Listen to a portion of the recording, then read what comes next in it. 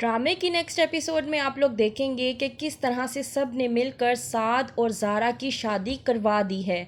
वो लाख कहते रहे कि उन लोगों के बीच में ऐसा कोई रिश्ता नहीं है, वो दोनों एक दूसरे को पसंद नहीं करते।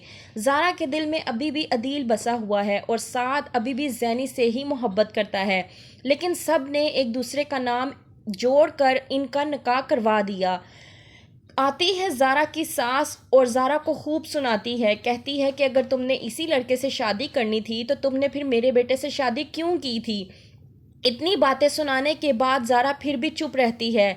आखिरकार साद की माँ बोलती है और कहती है कि बस कर दें, बहुत सुना दी हैं आप लोगों ने दोनों को बातें, मेरा दिल गवाही देता है और मैं जानती हूँ कि दोनों बेकसूर हैं, लेकिन ज़ारा के ऊपर जिस तरह से बदनामी का दाग लग रहा था, इस वजह से मैंने अपने बेटे के साथ उसकी शादी करवाई, क्योंकि मैं नहीं चाहती कि एक बेटी की ज़िंदगी तबाह बर्बाद हो जाए। आप लोगों ने उसका नाम मेरे बेटे साद के साथ जोड़ा, इसलिए मैंने सोचा कि पूरी तरह से ही जोड़ देना चाहिए।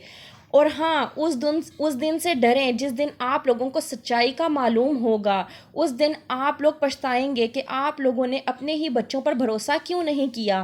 कहते हैं ज़ारा के वालिद, मैंने जिस इंसान पर, जिस बेटी पर सबसे ज़्यादा एतमाद किया, सबसे ज़्यादा भरोसा किया, उसी से ही मैंने धोखा खाया। कहती है ज़ारा की माँ कि इंसान सबसे ज़्यादा धोखा उसी से खाता है जिससे इंसान सबसे ज़्यादा भरोसा करता है, और हमारे साथ ऐसा ही हुआ है। अपनी औलाद में सबसे ज़्यादा हम लोगों ने ज़ारा पे मान रखा था और उसी ने हमारा मान तोड़ा है।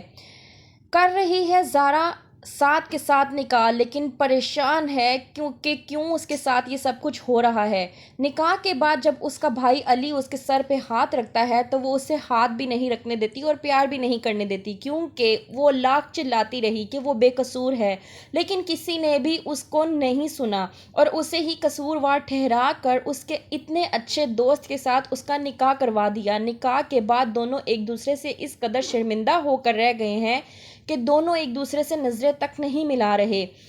निकाह होने के बाद वहाँ आती है ज़ैनी से साथ बात करने की कोशिश करता है तो ज़ैनी कहती है कि वहीं पे रुक जाओ चीप किस्म के इंसान, मैंने तुमसे मोहब्बत की थी और आज मेरी मोहब्बत हार गई है।